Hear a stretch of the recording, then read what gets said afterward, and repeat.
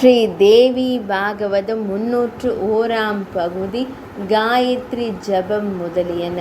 நாரத முனிவரே, காயத்ரி ஜபத்தின் பாதங்களை தனித்தனியாக ஜபிக்க வேண்டும். அதனால் பிரம்மஹத்தி தோஷம் கழிந்துவிடும்.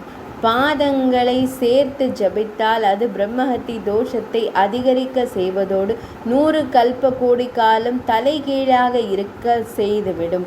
6 பிரணவத்தால் சம்புடமாக உள்ள காயத்ரி மந்திரம் 3 விதமாகும். புராணங்களும் இதிகாசங்களும் தர்மசாஸ்திரங்களும் காயத்ரியை பிரணவ யுக்தமாய் ஜபிக்க வேண்டும் என்று கூறுகின்றன.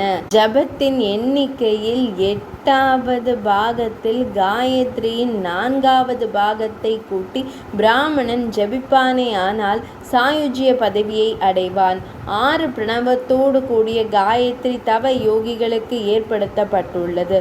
பிரம்மச்சாரியும் இல்லறவாசியும் மோட்சத்தை விரும்புகின்றவனும் சூரிய பதத்தை சேர்த்து ஜபிக்க வேண்டும்.